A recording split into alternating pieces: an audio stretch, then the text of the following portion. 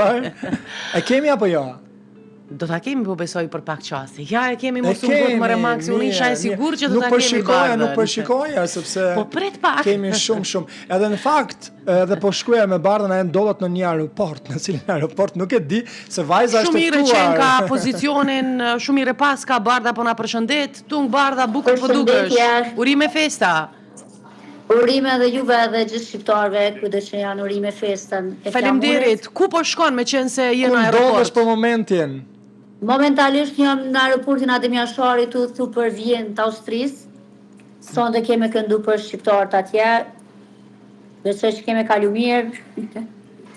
Por ti nuk jeton në Vjenë, nuk jeton në Austri, apo edhe njerë se pak problem me ju dëgju kështu fiks. Okej, ku jeton për momentin? Jeton në Kosovë apo Jetoj në Kosovë. Jeton në për fest, po shkon atje me dhanë atmosferë në Vjenë. Po, atmosferën. Se normalisht, po thoj këtu këtë fundit pak ma shpesh këtu, këtë përmenojnë që jënë bo evropiane, po jo. Po pra, për këtë donin të dini. Por ti po shkon me ju të regu që je shqiptare. Kjo është dhe titulli i këngës më të rejtë të cilën sa po e keni publikuar. Pa tjetër, po. Konga jam shqiptare është konga që më ka pëlqy mas shumë ti, edhe me thonë drejtën kur sarë që e këndoj, ma jep një farë vibe, kështu tamon krenore shqiptare. Bukur. Kush e ka bërë këngën? Konga është ripërpunu në Art Front Media, bashkë me dy kolegë të mi të mrekullueshëm Ahmet Selimin dhe Driton Fazliun, që i falenderoj shumë. Edhe besoj që ka dalë diçka e bukur, publiku e ka prit mirë, unë jam shumë e kënaqur.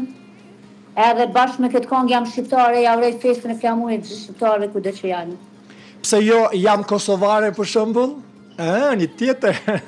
Po, pa tjetër që kosovare, po gjithmonë shqiptare. Termi jam shqiptare.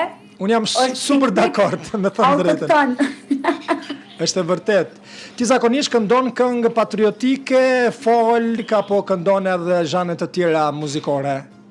Po, normalisht këndoj muzikën popullore moderne, po njëkohësisht edhe pjesën e këngëve folklorike, që çdo darsëm, çdo mbrëmje që kërkohen, si diasporë, si Kosovë, kështu që të gjitha i kemi në repertuar dhe i këndoj me shumë qef, me shumë dashni, s'ka ma mirë se këngë shqipe. Dhe po besoj që diaspora është më e flakt për dëgjuar këngë tilla, dhe kjo po besoj është njëra prej arsyeve që dhe sot do të shkosh ti argëtosh shqiptarët në Vjenë.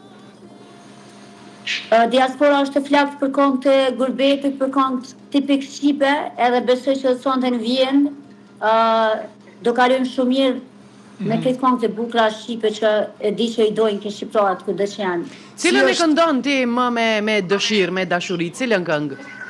Nga këto këngë të njohura. Gjitha këngë që janë shqip, unë i këndoj me shumë Po praksi. ndonjë e veçon më shumë, po besoj? Po të vetat, nështë. Po shumë tash, po kënga të cilën normalisht na prezanton ma shumë tipik shqiptar, është kënga Mona Fjallë, që në të festa veçanta normalisht kjo kërkohet pak ma shumë. Edhe dojmë gjithë.